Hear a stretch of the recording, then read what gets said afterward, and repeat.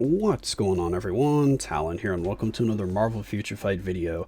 Alright, so we are still on the APK here, and today we're going to be looking at Ares. So with that comes a standard disclaimer. This video is brought to you by Netmarble and the Content Creator Club. Everything you see here is still subject to change from now until the live version, so there still could be some changes here to Ares. But anyway, Ares is going to be one of our transcended characters, so he's going to have an awakening skill. He is going to be very similar to Phyla-Vell and Victorious in that he is a shifter character for the epic quest here. As you can see, he's an ally shifter, and you can get him from the monthly bio sub, I guess, just like the other characters if you want to speed up the progression for Ares. Yeah, Ares just looks like a kind of standard combat character, so I'm not really impressed with him overall, but I don't know, maybe he's going to perform better than I'm giving him credit for. But let's take a look at his skills here.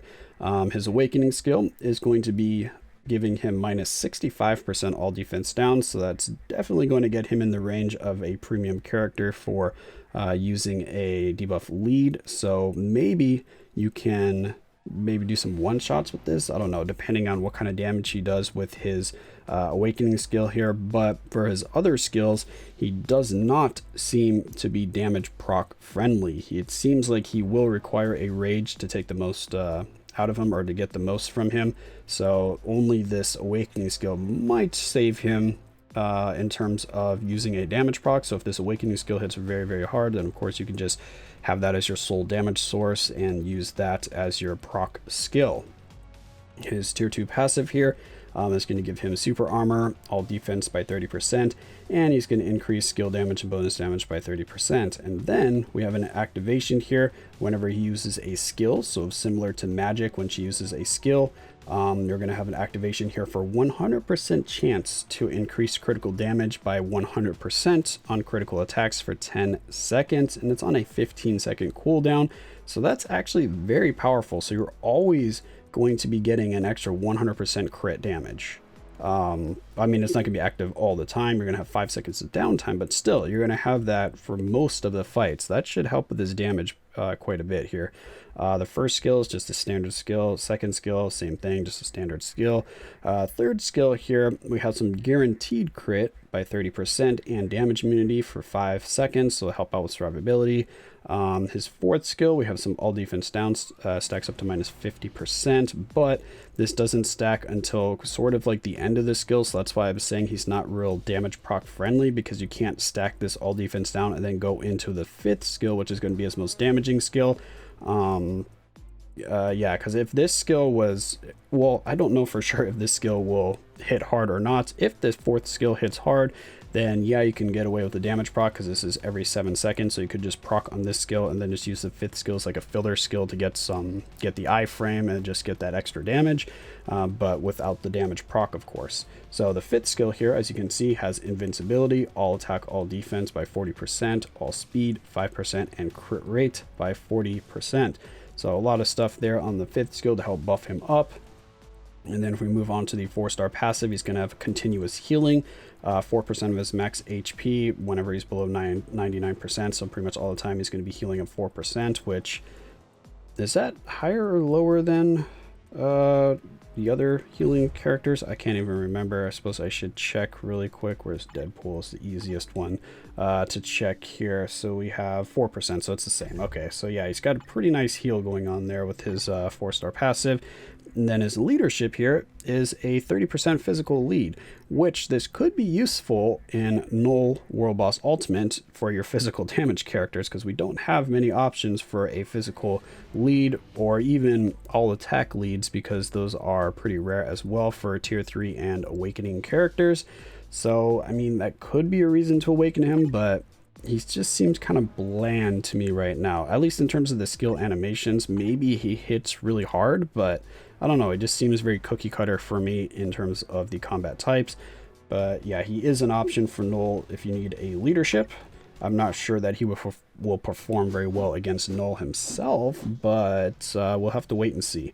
So let's take a look here. The first skill, like I said, just a standard skill that you would expect from someone wielding a battle axe and a broadsword there. So second skill just does some swipes as well. So yeah, pretty similar. The third skill just hits the ground, spins around, and he actually throws the axe, and it just sits there and hits them for a while, which is pretty cool. I mean, I guess I could lock him down in Shadowland or something like that. Maybe some residual damage if you can let that skill play all the way out against World Boss, but again, not really a very exciting skill. The fourth skill right here, he has a bit of an iframe at the start, so finally a little bit of protection, but then he just does some ground pounds there with his battle axe, and that's why I say this skill isn't real damage proc friendly, or his rotation isn't, because he needs to get to the part where he's pounding the ground to actually apply the all defense down. So if you look here, no all defense down, boom, all defense down as soon as he starts hitting the ground, and I'm assuming that each hit that he does right there, like each little pop, pop, pop, is going to increase the all defense down, so you're going to want to let the skill play all the way out to stack up the all defense down to the -50, because what is it? Well, it's not fully leveled up here when I hold the skill down, but it's -15 per hit, and you're going to have 50%, so you only need 3 hits to really get it pretty much max 4 hits if you want it to be exactly there. But yeah, so I don't know, I just wasn't a big fan of that. If you could like cancel it into the 5th skill and still get all defense down, I think that would make him better. So here's the 5th skill. He pulls out a giant minigun here, just blasts the enemy, kicks that up, and then yeah, just throws it down. We got all sorts of explosion stuff going on, so definitely the more exciting of his skills, but again, it's still nothing too crazy for a combat character. It just seems, you know, average for them in terms of skill animation. So yeah, just in terms of the skills, he's pretty bland, but I'm not really sure what else they could have done for him, because he is basically a weapons character where he just uses these kind of like battle axes, broadswords, claymores, and that kind of stuff. So I don't know. And now if we move on to the awakening skill, boom, just charges up, calls in Bullseye and Moonstone there, and then he is in an iframe, which is fantastic, and it's a pretty long awakening skill, just like most awakening skills. So we'll have to see what kind of damage that actually does, but yeah, it's a pretty cool looking skill. I'm not sure what the requirements are yet, if you were wondering about that. I do see, of course, Bullseye and Moonstone in there. Does that mean they're going to be required? I don't know. Normally it has, but with the last update in the spiders, or the symbiote update for Gwenum and Spider-Woman, they did not follow that trend. So we'll see. Hopefully Moonstone is not required for Ares' awakening. So if you did want to kind of invest in him and build him up for maybe a leadership against Null, then you don't need those characters to awaken him, or you don't need the premium character to awaken him, because Moonstone is behind the deluxe pack, or the deluxe, yeah, just the deluxe pack. Actually, is Ares behind the deluxe pack too then, since he's a shifter character? I can't remember. Was the shifter character only on the stage that was unlocked from the deluxe pack for Phylaville and Victorious? I want to say no, but I'm kind of remembering that it might be.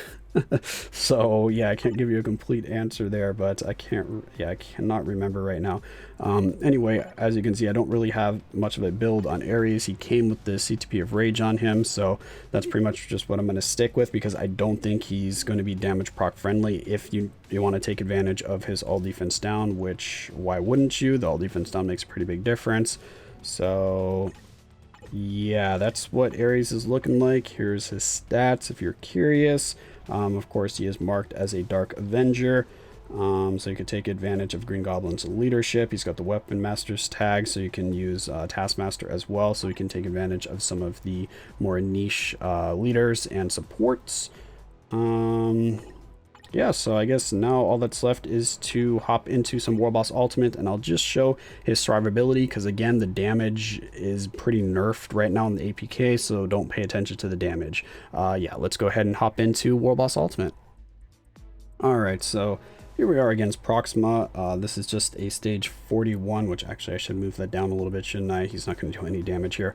Using the same team that I used with Sentry, we just have Green Goblin's lead for Dark Avengers, then we have Mystique for her tier 2 passive. But what I didn't mention before is Ares is a superhero, so you can use any of the hero supports for him. So Coulson, Nick Fury, and those kind of characters will work for him, so you don't need to use a general one like Mystique here or Shuri. I mean, you can if you want to, but you can also use a hero support.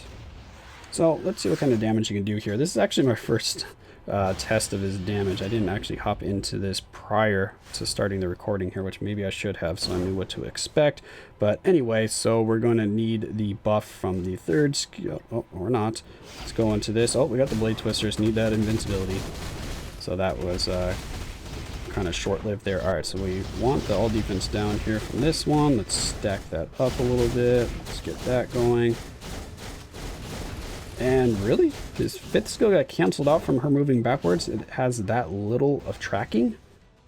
Yeah, let's try that again. All right, can you track her properly this time? No, okay. I mean, this is with the CTP of Rage, but again, I said don't pay attention to the damage. Let's see if the Awakening skill does anything different here. Nope, and we're stacked up to minus 65%.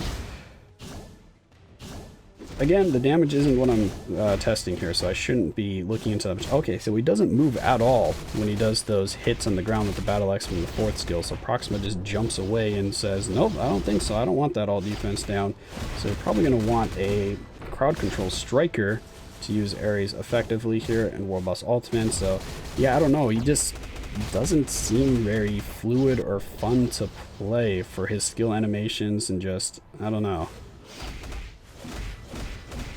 I mean, I like Ares as a character. It's just I'm not feeling him right now for the game here. He's just too bland, in my opinion. So I don't think I would. I don't think I'm going to invest materials in him to get his Awakening skill because, yeah, that's a little too much for me.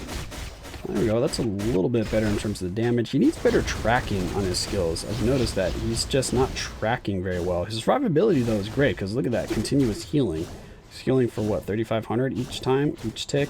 So yeah, he's got the survivability, but I don't think he's going to have the damage. And he just doesn't seem very fun to play, and it seems like you're going to need a CTP of Rage to really take advantage of his skill rotation. So just too many things that he needs that I just don't feel like investing in him. At least that's just my opinion from the feel that I'm getting of this character. I could be completely wrong. So once he comes out in the live version, he might be like a beast with just a standard damage proc. He might be able to solo null. I don't know. But the feeling I'm getting right now is that he's just not going to be a very spectacular character. So that's going to be it for this video here. Hopefully you enjoyed. And of course I will catch you in the next one.